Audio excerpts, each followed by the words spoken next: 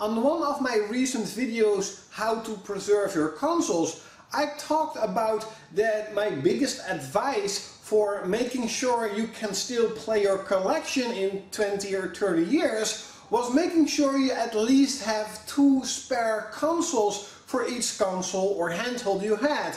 I also talked about that I did not buy a PSP spare 1 or 2 when Sony announced they were stopping the manufacturing of the PSP, making me with a PSP that is broken and a very rare and really special limited edition PSP from Final Fantasy VII that of course I did not want to use, meaning I have not played my PSP collection that is actually quite large and I love collecting for the PSP. It's unplayable.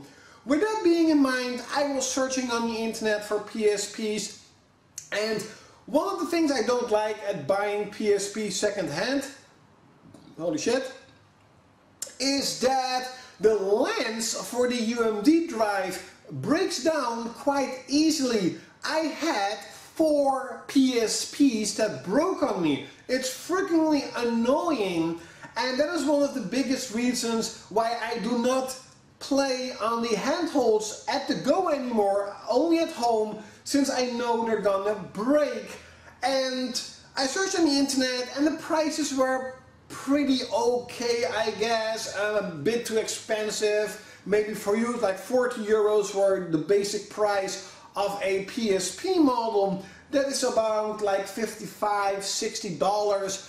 So I found a PSP for 40 euros with a bunch of games, even though I already had 3 of the 4 games. Only Pursuit Force is a new one to my collection, Tekken Tag Dark Resurrection, Soul Calibur Broken Destiny, great game I already had, and Grand Theft Auto Liberty City I once had. I finally got a working PSP, and I thought that this one, the newest models, the E1004, but this is actually a launch model. Doesn't really matter, it was my mistake. It definitely said launch model, even though I weirdly thought it was the newest model. But in my opinion, the launch model is actually the one that is the most sturdiest and feels less cheap. Every PSP model made after the launch one feels really cheap. You know, this one is like the PSP 1002 or 3. And it feels really cheap compared to this one, even though of course this is a lot lighter. But I use this, by the way, for digital games because the UMD drive broke. And yeah, it totally works. And what I really like about this is I think this was someone who bought the PSP and almost never played it. It's almost brand new. Even the side with the silver logo that most of the time is like extremely scratched is almost freaking in perfect state.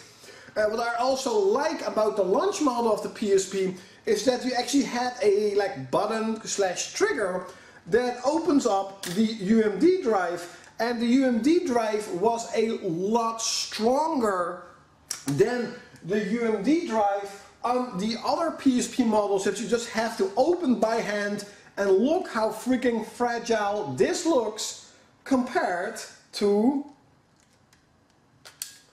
this one. This one is definitely the model that I think will last a lot longer. So yeah, I'm super freaking duper happy. It also came with a 500 MB memory stick card. That's enough for PSP games. I still have like 2 GB in my other PSP for the digital games. Or was it like 16 GB? I'm not really sure. But yeah, I'm super happy that I finally got a new PSP, and do not get me wrong, I will be searching for another one since you actually need 2 spare ones. So 1 working and 2 spare PSPs. Definitely leave it in the comments below, by the way. Do you still play on your PSP, and do you have a spare PSP if your PSP is gonna die on you? And if you are a big PSP gamer/collector, how many PSPs died on you? Definitely leave it in the comments below. Airflow at all, so it was too much baking in its own plus game.